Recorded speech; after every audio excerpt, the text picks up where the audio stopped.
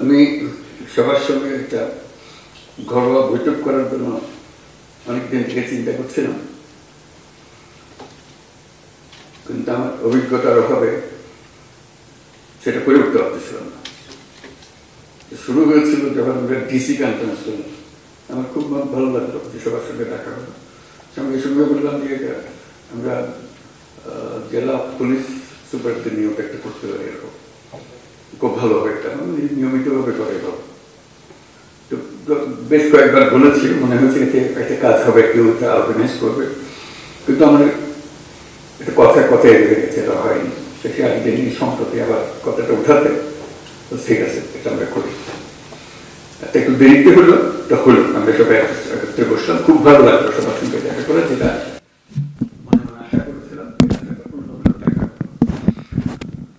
আশা করেছিলাম। এই জন্য সরকার যাই কিছুই করতে চাক না কেন, যে ভঙ্গিতেই করতে চাক না কেন, শেষ পর্যন্ত পুলিশের হাত দিয়ে করতে হয়। তারা করে দেবে না, তারা এনভায়রনমেন্টটা সৃষ্টি করে। ওই এনভায়রনমেন্ট না থাকলে তাহলে কোনো কাজ আর হয় না। কারণ পুলিশের কথা প্রসঙ্গে বারে বারে আমরা বলছি দুটো শব্দ, আইন ও শৃঙ্খলা। এটাই হলো পুলিশ। কাজে ওই পুলিশের হাতে এটাকে এক্সিকিউট করা, এটাকে এই পরিবেশ সৃষ্টি করা, আইনের পরিবেশ সৃষ্টি করা। আইন যদি না থাকলো তাহলে সরকারও কি, গণতন্ত্র কি, অধিকার কি, মানুষ নাগরিকদের কি, কিছুই থাকে না। কাজে এটাই ছিল মূল জিনিস, যে আমরা পুলিশকে অবহেলা করে কিংবা পাশ কাটিয়ে গিয়ে দেশ করতে পারবো না। তারাই সম্মুখ সারির মানুষ। তারা ক্ষেত্র প্রস্তুত করলে তখন বাকি জিনিসগুলো হয়, তখন বীজ লাগানো হয়, চারা লাগানো যায়, সবকিছু হয়। আইন না থাকলে, শৃঙ্খলা না থাকলে, যত বড় বড় চিন্তাই হোক, যত টাকাই ঢালুন, কোনো কাজে আসবে না। কিন্তু সেই জন্যই পুলিশের গুরুত্বটা মনে মনে খুব অনুভব করছিলাম, যে একবার বসি, নিজেদের মধ্যে একটা আলাপ আলোচনা করি, কি করা যায়, কিভাবে অগ্রসর হব। আজকে তোমাদের তরফ থেকে কথাগুলো শুনে খুব খারাপ লাগলো, যে এই অবস্থার মধ্যে তোমাদেরকে কাজ করতে আমরা ঠেলে দিয়েছি, যে করো। কাজ করার তো একটা পরিবেশ লাগে, সহযোগিতা লাগে, সামর্থ্য লাগে। সেটা ছাড়া, এই ঢাল তলোয়ার ছাড়া আমরা যুদ্ধক্ষেত্রে পাঠিয়ে দিয়েছি যে লড়াই হোক। সেই জিনিসটা আমি অবশ্যই পরপরই এটা নিয়ে বৈঠক করবো, সমাধান করতে পারবো যাই না, কোনো জিনিস সমাধান করতে বড় কঠিন জিনিস হয়ে যায়, কিন্তু চেষ্টা করবো যে কি করা যায়। যদি ব্যর্থ হই, মনে করি যে আমি চেষ্টা করেছিলাম কিন্তু ব্যর্থ হয়েছে, চেষ্টার অভাবে ব্যর্থ হয়নি। এটা প্রথম চোটে মনে পড়লো যে করা। এরকম আলাপ হলে অনেক কিছু মনে পড়বে, যেগুলো আমরা চেষ্টা করব। যদি আমরা বলি যে এটাই তোমাদের কাজ, দেশকে পরিবেশটা সৃষ্টি করা যেখানে দেশ এগিয়ে যেতে পারে, তাই যদি হয়, তাহলে যাদের হাতে পরিবেশ সৃষ্টি করার দায়িত্ব, যাদের কাছে দেশকে তৈরি করার দায়িত্ব এগিয়ে যাওয়ার জন্য, তাদের নিজেদেরকে তৈরি করতে না পারলে তাহলে তারা বাকি কাজ হলো না। তো সেই জন্য আমরা অগ্রাধিকার দিতে চাই, প্রায়োরিটি দিতে চাই, যে যেটা আমরা পারি। আর কথা বলার আরেকটা কারণ ছিল, যে কারণে বসতে চেয়েছিলাম, সেটা হলো যে আমি সরকারে যোগ দেবার আগেও বলেছি, এখন সরকারে যোগদান পরেও বলছি, বাংলাদেশ একটা মস্ত বড় সম্ভাবনাময় দেশ। আমি বারে বারে এটা অনুভব করি। এটা রাজনৈতিক মাঠের বক্তৃতার জন্য না, ব্যক্তি হিসেবে, দেশের নাগরিক হিসেবে অনুভব করি যে এটা বিরাট একটা সম্ভাবনা, এবং কিছু কিছু উদাহরণও যে কেন এটার সম্ভাবনাটা আমি দেখি। কিন্তু সেই সম্ভাবনাটাকে আমরা বাস্তবের দিকে আনতে পারছি না, থেকে যাচ্ছি। আজকে আমরা একটা সুযোগ পেয়েছি, মস্ত বড় সুযোগ, সেই সম্ভাবনাকে কার্যে পরিণত করা। এবং জুলাইয়ের এই অভ্যুত্থানের ফলে সেই সম্ভাবনাটা সৃষ্টি হয়েছে। এই সম্ভাবনার যে পরিবেশ সৃষ্টি হয়েছে সেটাকে যেন আমরা হারিয়ে না ফেলি। কেন হারিয়ে ফেলা খুব সোজা, মুহূর্তে হারিয়ে যায়। এই সম্ভাবনাকে ধরে রাখা যেটুকু সময় আমাদের আছে সেটুকু সময়ের মধ্যে আমরা চেষ্টা করব, ভবিষ্যতে যারা আসবে তারা আশা করি চেষ্টা করবে, পথটা যেন আমরা সৃষ্টি করে দিই। এই পথে আমরা এগুলো সম্ভাবনাগুলো বাস্তবে পরিণত হবে। শুধু বাংলাদেশ একটা সুন্দর দেশ হবে, নিয়মতান্ত্রিক দেশ হবে, গণতান্ত্রিক দেশ হবে, সেটা তো বটেই। আমি মনে করি বাংলাদেশ পৃথিবীর যে সমস্ত অগ্রগামী দেশ আছে যারা পৃথিবীতে নেতৃত্ব দেয় তাদের মধ্যে একটা হতে পারে, এরকম একটা দেশের সম্ভাবনা আছে। এটা কোনো আত্মতুষ্টির জন্য না, এটা আমরা, আপনারাও নিশ্চয় দেখবে, তোমরা দেখবে এটা, যেটা একটু বিচার করলে মনে হয় যে হ্যাঁ এই সুযোগ আছে। আমি একটু কয়েকটা উদাহরণ দিই। এই যে গণ অভ্যুত্থান হলো, এটা বিরাট একটা কাণ্ড, ইতিহাসের একটা বিরাট পরিবর্তন সূচিত হলো। লণ্ডভণ্ড অবস্থার মধ্যে আমরা এই যাত্রা শুরু করলাম। সারা দুনিয়ার যত দেশ আছে সবাই আমাদেরকে সমর্থন করলো। শুধু মিনমিনে সমর্থন না, আচ্ছা আচ্ছা ঠিক আছে করো, ওরকম না, উৎসাহ করে এসে আসলো। তারা যেরকম মনে করেছে যে হ্যাঁ এই দেশ যদি উঠে দাঁড়াতে পারে সেটা ভালো সঙ্গী হবে সবাই। আমাদের উপরে তারা ভরসা করেছে, যেরকম আমরা নিজেদের উপরে সে ভরসাটা আনতে চাই। আমাদের সে ভরসা অনেক সময় হারিয়ে যায়, যে মনে হয় যে না কী হবে, এই তো 2 দিন পরে আবার সব পাল্টে যাবে, কয়দিন থাকবে এটা দেখি আমরা। এটা প্রশ্নবোধক নিয়ে অগ্রসর। আমি যেটা বলার চেষ্টা করছি যে প্রশ্নগুলো সরিয়ে দেওয়া, আমাদের কোনো প্রশ্ন নেই, আমরা এটা করবই, আমরা করার সামর্থ্য আছে আমাদের। এই যে নতুন করে আমাদের যাত্রা শুরু হলো, এটা একটা মস্ত বড় সুযোগ। এই সুযোগটার উপরে আমি আন্ডারলাইন করছি, এই সুযোগটা যেন আমরা হারিয়ে না ফেলি। এটা শুধু মুখে বললে তো হবে না, সেটা ওই যে আজকের যে আলোচনা হচ্ছে সেটার মাধ্যমে ওটা করতে হবে, যে সুযোগগুলো সৃষ্টির জন্য তারও একটা পরিবেশ লাগে, সেই পরিবেশটা সৃষ্টি করা। তো সেখানে পুলিশ বাহিনী একটা মস্ত বড় ভূমিকা পালন করে। ওই যে বললাম আইন ও শৃঙ্খলা। আইনটা যদি আমরা সঠিকভাবে প্রয়োগ করতে পারি, শৃঙ্খলা যদি প্রতিষ্ঠিত করতে পারি, তাহলে যে কোনো যুদ্ধ জয় সম্ভব। এই যে এগিয়ে যাওয়ার যে যুদ্ধ লড়াই, যেটা এটা আনন্দের লড়াই, এটা কোনো কষ্টের লড়াই না। যত এগিয়ে যায় তত ফুর্তি লাগে, নিজের কাছে ফুর্তি লাগে, নিজের ছেলে মেয়েদের সঙ্গে কথা বলতে ফুর্তি লাগে যে আমরা একটা কাজ করছি, তারা দেখছে, তারা উদ্বুদ্ধ হচ্ছে, এবং নিজের তুষ্টি হচ্ছে যে আমি একটা এমন ভূমিকায় আছি যে ভূমিকায় দেশের একটা পরিবর্তন হবে। আমরা নতুন বাংলাদেশ বলে শব্দটা বলি সবসময়, নতুন বাংলাদেশ, এটা কথার কথা না। এটা নতুন বাংলাদেশ আমরা এই জন্য বলি যে পুরনো বাংলাদেশ হচ্ছে অন্ধকার এক যুগ, আমাদের ভয়ঙ্কর একটা যুগ। সেই ভয়ঙ্কর দিন থেকে আমরা সুন্দর ঝলমলে একটা দিনে আসতে চাই, সেটা হলো নতুন বাংলাদেশ। পুলিশ বাহিনীরও মুশকিল হলো ওই অন্ধকার যুগের তারা অ্যাক্টিভ পার্টিসিপেন্ট ছিল, নিজের ইচ্ছায় না, সরকারি কাজ করতে হয়, কাজ করেছে, আমরা কাজ করছি, আমাদের হুকুম পেয়েছে, করেছে, করতে করতে আমরা ওরকম চিন্তাতে পড়ে গেছি। কাজে নতুন বাংলাদেশ সৃষ্টি করার জন্য তোমাদেরকে ওই চিন্তার থেকে বেরিয়ে আসতে হবে যে না আমরা নতুন বাংলাদেশ সৃষ্টি করব। আমাদেরকে অনেক দোষ দেয়, আমরা দেখিয়ে দেবো মানুষ খারাপ না, আমরা খারাপ মানুষের পাল্লায় পড়েছিলাম, আমরা সে খারাপ মানুষ থেকে বের হয়ে এসেছি, আমরা ভালো মানুষ, আমরা দেখো কি করতে পারি। সেই দৃঢ় চিন্তাটা মাথার ভিতরে রাখতে হবে যে আমরা একটা দেখিয়ে ছাড়বো। আমাদেরকে সবাই গালিগালাজ করে, মন্দ বলে, আমাদের কাজের মাধ্যমে আমরা দেখাবো যে আমাদের হাত দিয়েই এই নতুন বাংলাদেশ সৃষ্টি হবে। আমরা একটা তাতে বড় রকমের ভূমিকা পালন করব, কারণ আমাদের কাছেই রয়েছে আইন এবং শৃঙ্খলা। এটা আমরা প্রতিষ্ঠা করব। এটা প্রতিষ্ঠিত করতে পারলেই ওই এনভায়রনমেন্টটা সৃষ্টি হয় যেখান থেকে এটা উড়ান দেবে। দেশটা উড়ান দিতে হলে তার একটা মোমেন্টাম জেনারেট করতে হয়। এই মোমেন্টাম জেনারেট করার জন্যই হলো এটা, যে আমাদের আইন এবং শৃঙ্খলাটাকে প্রতিষ্ঠিত করা। মুখের কথা না, মানুষ দেখলেই, পুলিশ দেখলে মানুষ আশ্রয় পায়। এখন পুলিশ দেখলে ভয় পায়, কি আমার খ্রিস্টের মধ্যে আটকে হলে, একটা ভয়ঙ্কর একটা ক্যারেক্টার। পুলিশ হলো বন্ধু,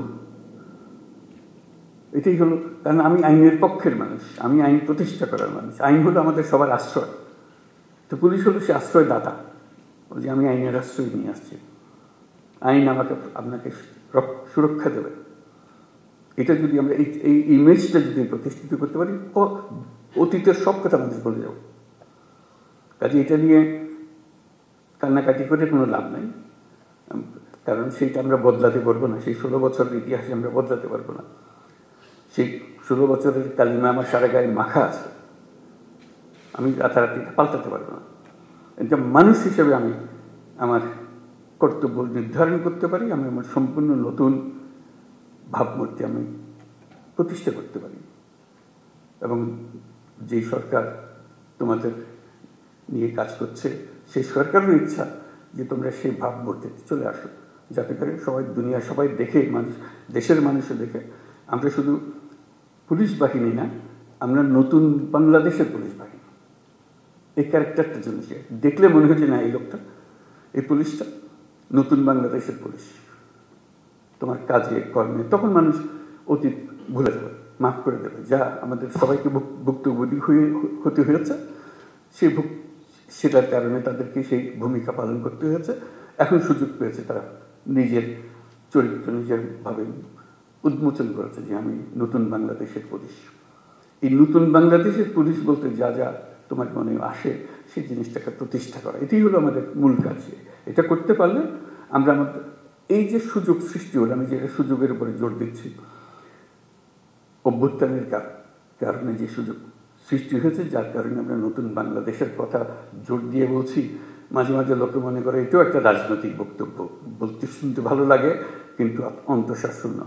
আমরা সেভাবে বলার চিন্তা করি নাই। আমরা বাস্তবিক পক্ষে মনে করেছি যে এটা একটা মস্ত বড় সুযোগ। এটা নতুন দেশ, যেমন নতুন দেশ আর আশেপাশের 2-4টা দেশের সঙ্গে পাল্লা দেবে তা না। আমরা দুনিয়ার মাঠে খেলোয়াড়, আমরা ছোট মাঠে খেলোয়াড় না। বাংলাদেশ, ওই যে বললাম, বাংলাদেশ অপূর্ব একটা দেশ। সেই দেশে যারা আমরা দুনিয়ার মাঠে খেলি, আমাদের দেখে লোকে হাততালি এসছে, বাংলাদেশ নেমেছে এবার। ওরকম চাই, ওরকম এমন করতে পারি। এটাও কোনো বাক্য উচ্চারণ করা মানুষের মধ্যে একটু ভাবনা চিন্তা সৃষ্টি হবে তা না। আমরা বাস্তবে পারি, আমাদের সেই সুযোগ আছে। সেই সুযোগগুলোর কথা বারে বারে বলার চেষ্টা করছি, এই সুযোগগুলো যেন আমরা গ্রহণ করি। তো সেই নতুন বাংলাদেশের পুলিশ বাহিনী হিসেবে আমাদের করণীয় কী করতে পারি? অতীত নিয়ে কান্নাকাটি করার দরকার নাই, নতুনের জন্য আমরা প্রস্তুত এবং করে দেখাবো। এটা মুখে বলে আমরা নতুন বাংলাদেশ করবো ইত্যাদি মুখে বলার দরকার নেই, কাজে বলবো যে হ্যাঁ এই হলো নতুন বাংলাদেশের পুলিশ বাহিনী। সবাই ভাবা দেবে যে হ্যাঁ এই একটা কাজ, এবং আশেপাশের যারা আছে তারা বললো যে ভাই আপনার একটা কাজ দেখালেন এবার। এটা আমরা চিন্তা করি নাই, পুলিশের হাত দিয়ে এর কাজ হতে পারে, পুলিশের মাথায় চিন্তা আসতে পারে। কারণ পুলিশ সম্বন্ধে ইমেজ হলো যে তারা খারাপটা আগে দেয়, খারাপটা আগে করে। আমরা ভালোটা আগে দেখবো, ভালোটা আগে করবো। আমাদের পুরো বাহিনীটা নিয়োজিত, 1-2 জন করা সেটা ঠিক আছে, খারাপ না, কিন্তু তাতে বাহিনী পাল্টায় না। বাহিনী সামগ্রিকভাবে একটা কাঠামো, এই কাঠামোর কাছে অনেক শক্তি, যদি আমরা সেই শক্তিকে ঠিক দিকে প্রসারিত করি। সেটি বলার জন্য, যে কমিউনিকেট করার জন্য, যে আমরা এই সুযোগটা গ্রহণ করি, আমরা কি কি করলে হবে সেই আলোচনাটা আমরা শুরু করি। যে এই জিনিস হলে এটা একটা টিম ওয়ার্ক, তো এটা তো আর একক কোনো উপদেষ্টা মহোদয় হুকুম দিয়া দিল আর তোমরা করে ফেললে, এরকম না। এটা সবাই মিলে একটা টিমের মতো খেলতে হবে। এবং বাংলাদেশের যত টিম আছে সবচেয়ে গুরুত্বপূর্ণ টিম হলো তোমরা, পুলিশ টিম। আমরা বহু টিম আছে, ব্যবসা বাণিজ্য অন্যান্য বহু রকমের জিনিস, কিন্তু গোড়াটা ঠিক করে দিতে হয় পুলিশকে। ওই যে বললাম যে পরিবেশ তার হাতে, পরিবেশ মানে কাজ করার পরিবেশ। এই পরিবেশটা তোমাদেরকে সৃষ্টি করতে হবে এবং তোমরা পারবে, না পারার কিছু নেই। এবং যদি অতীতের কোনো কাজে তোমার কাছে অনুশোচনা এসে থাকে, দুঃখ এসে থাকে, এই হলো সুযোগ। এই দুঃখটাকে মোচন করার জন্য এমন কাজ করব, মানুষ ওটা শুধু ভুলে না, এই যেটা নতুন কাজ সেটা দিকে আমাকে স্মরণ করবো। অতীতের প্রশ্ন উঠবে না আর আমার কাছে, তারা পরিষ্কার দেখবে যে আমরা কী করি না করি, এই জিনিসটা করা। তো সেটা বলবো যে আমরা তো করতে চাই, কীভাবে করব, আমাদের তো সুযোগ দিচ্ছে না। এই সুযোগটা কীভাবে আমরা করতে পারি? আমরা সবাই মিলে একটা টিম, তোমরা একটা টিম আলাদা এরকম না, আমরা সবাই মিলে একটা টিম। তোমাদেরটাও সেই সুযোগ করে দিতে হবে, যাতে করে আমরা যতটুকু আমাদের সাথে আছে সেগুলো, সেই আয়োজনগুলো করে দেওয়া যাতে আমরা করতে পারি। বাংলাদেশের সুযোগের মধ্যে একটা যেটা যে বললাম যে মস্ত বড় সৌভাগ্যবান যাতে তার মানুষ, মানে আমরা সবসময় চিন্তা করে এসেছি যে বাংলাদেশে এত মানুষ, এর কপালের দুঃখ ছাড়া আর কিছু নেই, খালি বাড়ছে তো বাড়ছেই, এতগুলো মানুষ।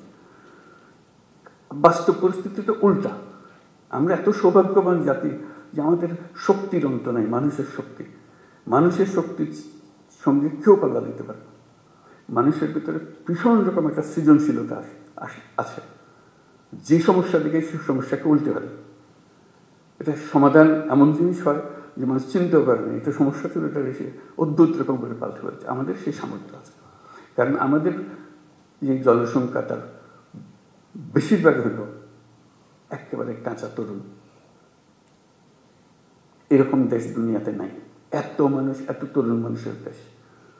এবং সে তরুণ অসহায় তরুণ না, তারা নানা বুদ্ধি সল্লা করে, এটা করে ওটা করে, কোনো জিনিস বাদ থাকে না। আমরা অতীতে যা যা করে এসেছি একটু ফিরে দেখলে, তার ব্যাখ্যা করলে দেখা যাবে কী রকম সমস্যাটাকে তারা সমাধান করে দিয়ে নিজে নিজে সব করে ফেলেছে। আমরা সবাই মিলে তাদেরকে বাধা দিয়েছি, সরকার বাধা দিয়েছে, পুলিশ বাধা দিয়েছে, ব্যবসা বাধা দিয়েছে, কিন্তু তারা এর মধ্য থেকে কাজটা করে ফেলেছে। আমরা পথে পথে তাদের বাধা সৃষ্টি করেছি। সরকারের একটা ভূমিকা হলো বাধা সৃষ্টি করা, আমরা সে বাধাকে তাকে দিয়েছি, সে বাধাকে অতিক্রম করে তাকে করতে হয়েছে।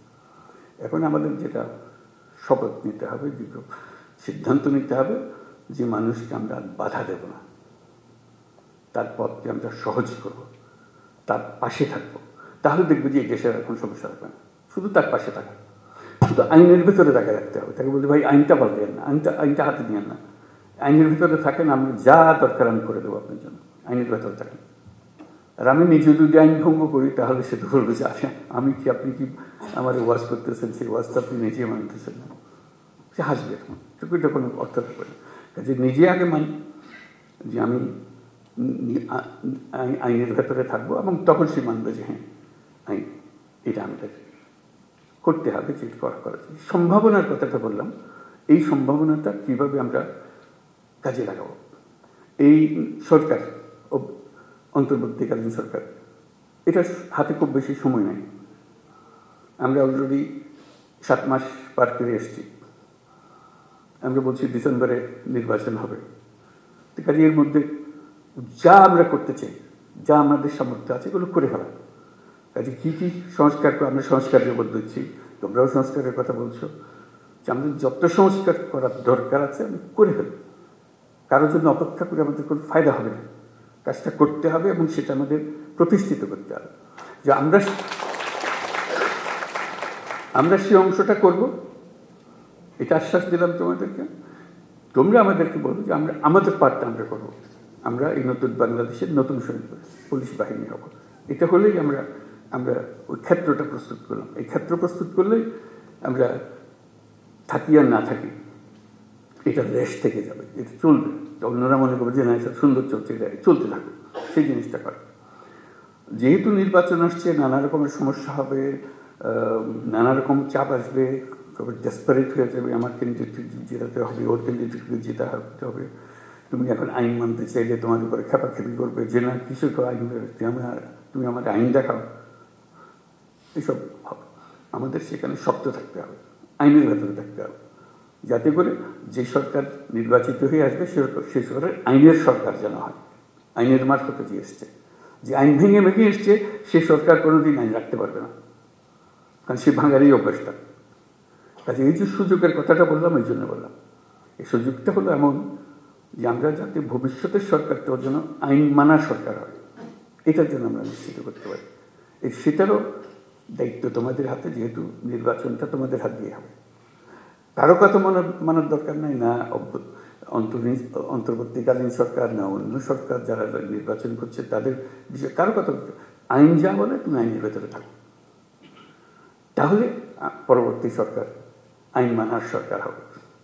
আর যদি বলছি হ্যাঁ ওরা কি আছে, ওরা তো আসতেছে, ওদের কুটুম মানুষ ছাড়া আমরা কি করব, তাহলে আমরা অন্যদিকে চলে গেলাম।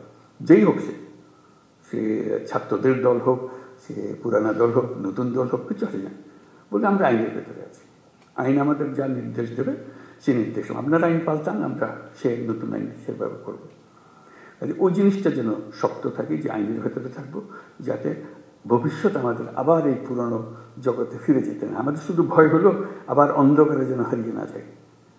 এক মহা অন্ধকার থেকে আমরা পার হয়ে এসেছি, আমাদের কপাল ভালো, ছাত্ররা আমাদেরকে সেটার থেকে মুক্তি দিয়েছে। আমরা যেন আবার এই গর্তের মধ্যে ঢুকে না পারি, তাহলে আমাদের আর রক্ষা নেই, আমাদেরকে কেউ আর উদ্ধার করতে পারত না। তো আজকে খুব ভালো লাগলো আলাপ করে, আরেকটা বেশি আলাপ করে নিয়ে বলতে, তোমাদের তো বিভিন্ন জেলার থেকে এসছো, বিভিন্ন রকম কাজ। অন্য সময় আমি বলেছি, আবার তোমাদের সঙ্গেও বলি সেটা কথা, এক একজন এক একভাবে কাজ করবে, নিজের সৃজনশীলভাবে কাজ করবে। আমার সমস্যা আমি জানি, আমার এলাকার সমস্যাটা কি। উপর থেকে হুকুমের অপেক্ষার দরকার নেই, উপরওয়ালারা হুকুম দেবে নানা জিনিস। আমি আমার জগতের সমস্যাটা দিকে, আমার জেলার কী কী সমস্যা, এটা আমি একটা তালিকা নিয়ে নেবো। এইগুলোতে আমি একটা প্রায়োরিটি দেবো, এই জিনিসগুলো আমি করব। নিজের একটা ব্যক্তিগত একটা ডিসিশন, এটা আমি করবো। এই জিনিসটা আমি সহজ করে দেবো, এই জিনিসটা আমি করবো। যে সমস্ত জিনিস আমার দরকার, যেমন আমাদের আইন শৃঙ্খলার যা যা বিষয়গুলো আছে, বিশেষ করে নারীদের বেশি এখন জোর আলাপ চলছে, যেটা আমাদের রক্ষা করতে হবে, নারীদের সুরক্ষা দেওয়া। এটা একটা মস্ত বড় কাজ। এটা আমাদের অবহেলার কারণেই এটা ক্রমে সমাজের মধ্যে দ্রুত বিস্তার লাভ করেছে। আমাদের দেশের অর্ধেক মানুষ অসহায় হয়ে পড়েছে, তাদের প্রতি দৃষ্টি দেওয়ার কেউ নাই। তার রাস্তাঘাটে চলতে গেলে ভয় লাগে, কথা বলে আপনার মেয়ে রাস্তা দিয়ে যায়, সে ভয়ে বয়ে যায়। এটা কোন ধরনের কথা? এই দেশের একজন নাগরিক রাস্তা দিয়ে যাবে, তার মনের মতো একটা ভীতি টানি, মানে তাকে তার দিকে তাকালে কি বুঝবে, কোন দিকে তাকালে, না নিচের দিকে তাকালে না উপর দিকে তাকাবো, বুঝতে পারছে না। কোন কাপড় পরবো বুঝতে পারছে না। কোনটা আমি নিরাপদ হবো, আমার নিরাপত্তা কথা। বাপ হিসাবে, ভাই হিসেবে আমাদের তো একটা পারিবারিক দায়িত্ব আছে, তারপরে পুলিশ হিসাবে আমাদের সবচেয়ে বড় দায়িত্ব। আইনে তাকে সমস্ত অধিকার দিয়েছে, সেই আইন তার জন্য দেওয়া, তার হাতে তুলে দেওয়া, যে হ্যাঁ এই আইন আপনাকে অধিকার দেবে, আমি সেই আইন প্রয়োগ করার মালিক, আমি আপনার অধিকার নিশ্চিত করার দায়িত্ব আমার, আমি এই অধিকার নিশ্চিত করবো, আমার এলাকায় আমি নিশ্চিত করবো। সারা বাংলাদেশে কি হচ্ছে এটা তো আমি জানতে থাকবো, কিন্তু আমার হলো যে আমার যে এলাকাতে, আমি তো একটা এলাকার মালিক, আইনের মালিক, আমি হলাম সরকার, আইনের সরকার। কাজে আমার নিশ্চিত করছে সে অধিকার যেন প্রতিষ্ঠিত করতে পারে, কোথাও যেন এটা নিয়ে প্রশ্নটা তুলতে না পারে কেউ। এই নাগরিকদের অধিকার হিসেবে আমার সেই জিনিসগুলো দেওয়া, যাতে করে অধিকার থেকে সে কোনো রকম বঞ্চিত না হয়। তারপরে আরও নানা রকমের অধিকার আছে, সেগুলো যেন আমরা বঞ্চিত না হয় কেউ, সে প্রতিষ্ঠিত করা। বিশেষ করে নারীদের বিষয়টা এসছে বলে আমি উল্লেখ করলাম, এটা খুব গুরুত্বপূর্ণ বিষয়। কারণ তা না হলে আমরা ওই যে বললাম যে বহু সম্ভাবনার একটা দেশ, সেই সম্ভাবনা এখানে শেষ হয়ে যাবে যদি আমরা ওইটুকু না পারি। সংখ্যালঘুদের নিরাপত্তা একই ব্যাপার। নাগরিক হিসেবে তার আমাদের কনস্টিটিউশন অনুসারে যত অধিকার দেওয়া আছে সবগুলো নিশ্চিত করা আমাদের দায়িত্ব, এবং সেই দায়িত্ব পুলিশের মারফতে আমাদেরকে এক্সিকিউট করতে হয়। কাজে পুলিশ হিসেবে যে সংখ্যালঘুর নিরাপত্তা এবং যে কোনো ব্যক্তির নিরাপত্তা, সেই অসহায় গরিব মানুষের নিরাপত্তা, শক্তিশালীর হাত থেকে তাকে বাঁচানো, সেটা নিশ্চিত করা ইত্যাদি, এগুলো যেন আমরা করতে পারি।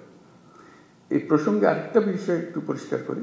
আমরা তো বললাম যে আমরা কাজ করব এবং নতুন বাংলাদেশ গড়ব এবং খুব দ্রুত আমরা এগোতে পারবো। সব ঠিক আছে, এগুলো কোনোটাই পেছনে কোনো প্রশ্নবোধক নেই, এগুলো নিশ্চিত একটা বিষয়। কিন্তু এর মাঝখানে আমরা একটা পরিষ্কার মাথার ভেতরে যেন রাখি, আমরা একটা যুদ্ধাবস্থার মধ্যে আছি। আমরা এই 8ই অগাস্টের পরে ভুলে গেছি যে আর যুদ্ধ নাই, যুদ্ধ শেষ, কথা ঠিক না। আমরা একটা কন্টিনিউয়াস যুদ্ধাবস্থার মধ্যে আছি। এটা যেন মনে থাকে যে আমরা যুদ্ধাবস্থার মধ্যে আছি। এই যুদ্ধ অবস্থার থেকে আমাকে জয়ী হয়ে ফিরে আসতে হবে, বের হয়ে আসতে হবে। এই যুদ্ধটা কিভাবে হয়? পরিষ্কার, লোকে সুযোগ গ্রহণ করে, যারা পরাজিত শক্তি তারা সুযোগ গ্রহণ করে একটা উস্কিয়ে দেবে, একটা কিছু গোলমাল পাকিয়ে দেবে, এবং প্রথম নজর আসবে পুলিশের নজর। তার দৃষ্টিতেই তো সাংঘাতিক, তো আমাদের বিরাট শৃঙ্খলা ভঙ্গের কাজ করবে, আমাদের শান্তি নষ্ট করবে, আমাদের গোলযোগ পাকিয়ে বলবে। তার চেষ্টা হলে একটু গোলযোগ পাকিয়ে দেওয়া। সে তো সম্মুখ যুদ্ধে আসতে পারছে না, সে কথা একটা প্রচার করবে, প্রচার করে দিয়ে একটা মহাকাণ্ড তুলে দেবে যে এই ওকে মেরে ফেলেছে, ও কী হয়েছে, ও এইরকম করেছে, একটা কথা, একটা ছবি ছাপিয়ে দেবে, একটা পোস্টার লাগিয়ে দেবে ইত্যাদি। এটা কন্টিনিউয়াসলি চলতে থাকবে, কারণ সেই যুদ্ধ ক্রমাগত তীব্রতর হবে। যতই নির্বাচন কাছে আসবে ততই তীব্রতর হবে, কারণ ওই পরিবর্তন হয়ে গেলে আবার তারা মনে করবে যে আমরা আরেকবার পরাজিত হয়ে গেলাম, ওখানে যদি পরাজিত হয়ে যায়। কাজে সেই এটা তীব্রতর করতেই থাকবে। ওইখানেও ফ্রন্ট ফোর্স হলো পুলিশ বাহিনী, নজরে রাখা এবং সবার দিকে খেয়াল রাখা। কাউকে সন্দেহ করেছি তার মানে এই নয় যে তাকে এখনই আমাকে কারাগারে নিয়ে, তা না। সেও দেশের নাগরিক, কাজে তার দেশের নাগরিক হিসাবে তার অধিকার আছে, যদি নাগরিক হিসাবে থাকে। আর যদি দোষ করে থাকে তার উপর নজর রাখবে, দোষ করা মাত্র যেন আমি তার ধরে রাখতে পারি, যেটা আমাদের নিরাপত্তা বিঘ্নিত করছে, আমার আইন ভঙ্গ করছে ইত্যাদি ইত্যাদি যেগুলো আছে। কাজে যেটা আমার আন্ডারলাইন করার কথা যে আমরা যুদ্ধাবস্থার মধ্যে আছে, এই যুদ্ধাবস্থা চলতে থাকবে, বিশেষ করে ইন্টেন্সিফাই হবে, ক্রমাগতভাবে এটা ঘনীভূত হবে। এই মেঘ আস্তে আস্তে কালো মেঘ, কাল থেকে আরও প্রচণ্ড বেগের মেঘ, ঘূর্ণিঝড় ইত্যাদি হতে থাকবে। আমরা যদি সতর্ক থাকি তাহলে এটাকে আর বাড়ার সুযোগ দেওয়ার দরকার হবে না। এই প্রসঙ্গে দেখা যাবে যে অনেক অপপ্রচার, এগুলো তোমরা পরিচিত সব অপপ্রচার যে হয়, অপপ্রচারের একটা মহা কারখানা আছে। নিত্য নতুনভাবে অপপ্রচার হবে, তোমাকেও কনফিউজ করে ফেলবে যে আসল কথা তুমি বুঝতে পারতেছো না এটা কী হইতেছে।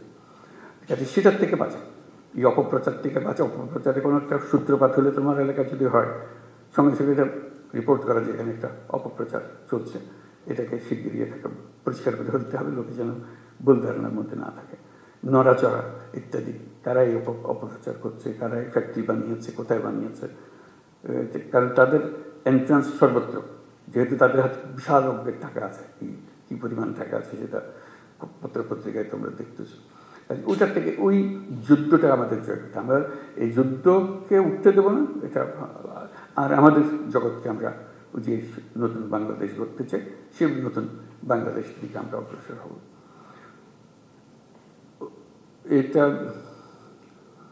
ডিসিদের মিটিংও বলেছিলাম, এখানেও সেটা বলি আমি, এটাও আমার কাছে খুব গুরুত্বপূর্ণ বিষয়। সেই জন্য এটা হলো যে আমরা 64 জেলার 64 জন দায়িত্বে আছে। 64 জন তো একরকম না। একটা হলো যে ব্যক্তিগতভাবে একরকম না, একটা হলো যে কেউ অ্যাক্টিভ, কেউ একটু ইনঅ্যাক্টিভ, দুদিন পরে করতেছে, আজকে যেটা করার কথা কালকে পূর্ব পরশু করবে, এরকম।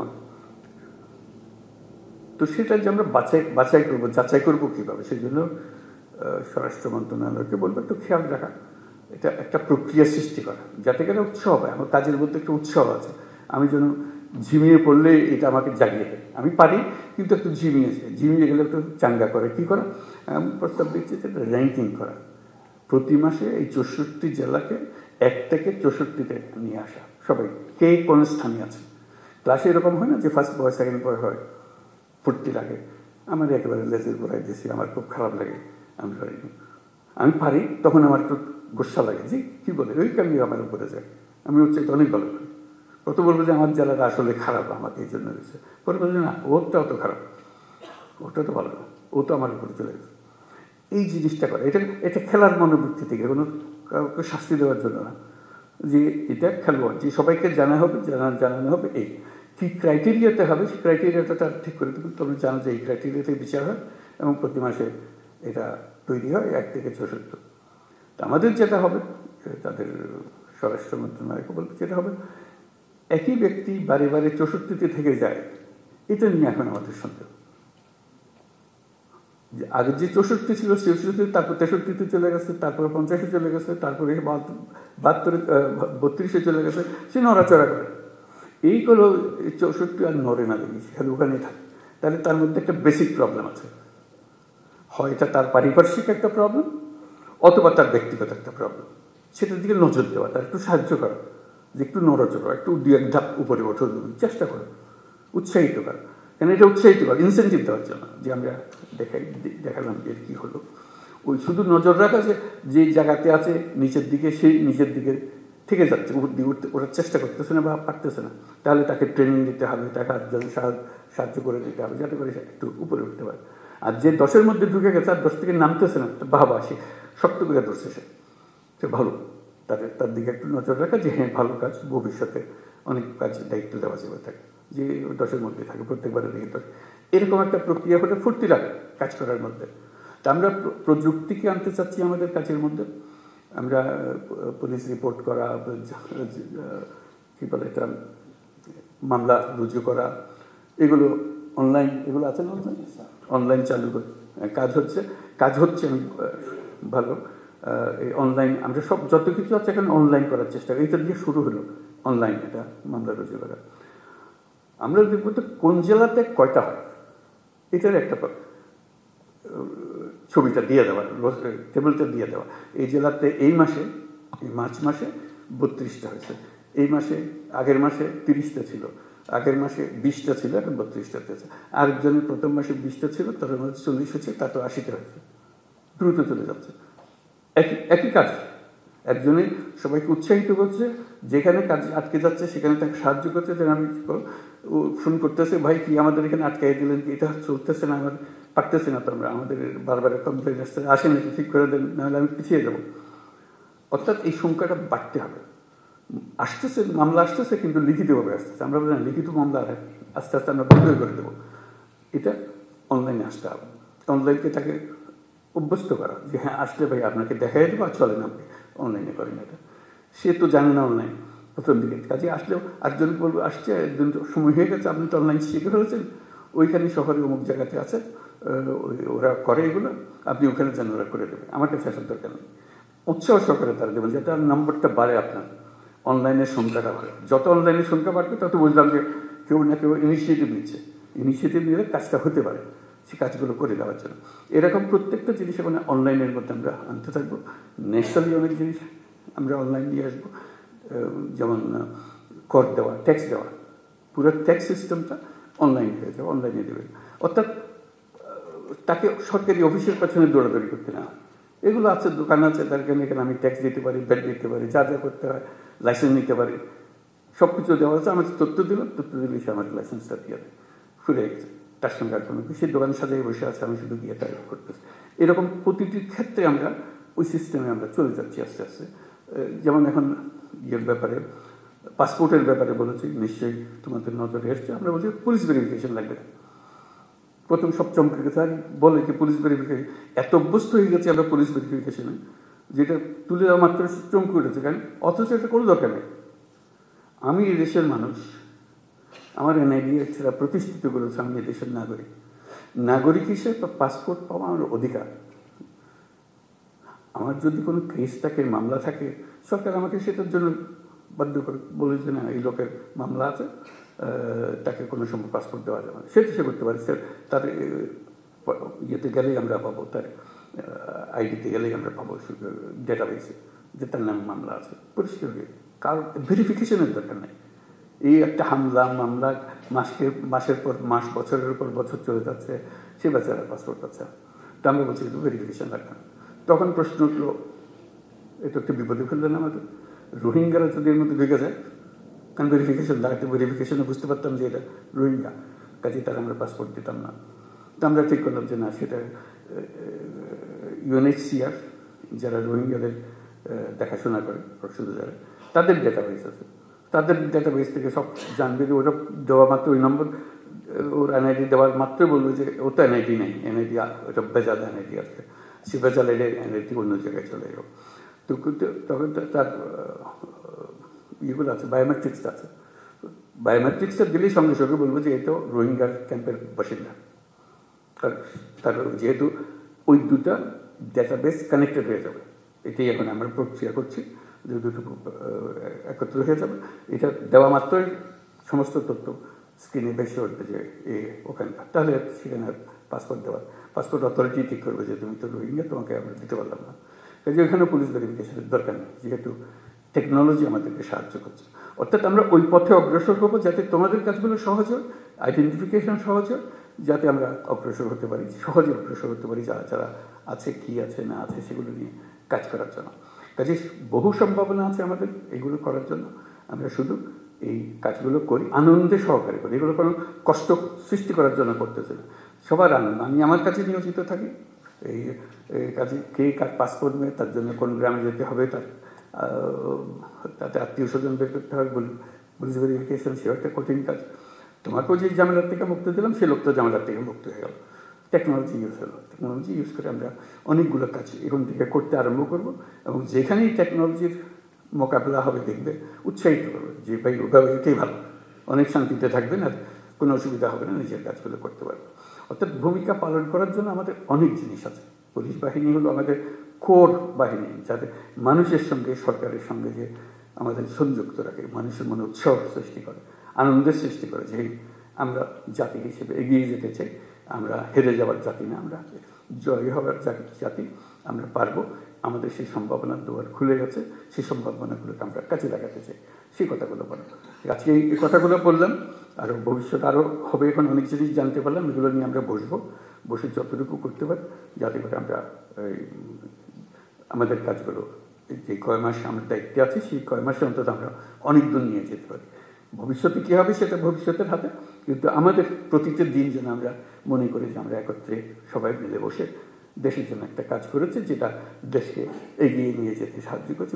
বিশেষ করে আমাদের ছেলেমেয়েরা, তারা আমাদের দিকে তাকিয়ে আছে যে আমরা কী করছি, তাদের কপালে কি সিল মেরে দিচ্ছি যে তোমাদের দেওয়ালে কিছু দুঃখ ছাড়া কিছু নেই, নাকি তাদের দরজা খুলে দিচ্ছে যে তারা যেখানে ইচ্ছা পারে তারা যেতে পারে, তাদের সামর্থ্য দেখাতে পারে, তাদের অবস্থান দুনিয়ার সামনে তুলে ধরতে পারে, এবং সেটা পারার মতো জিনিস। আমাদের সামনের প্রজন্মদের বিষয়টা হলো প্রযুক্তির জন্ম।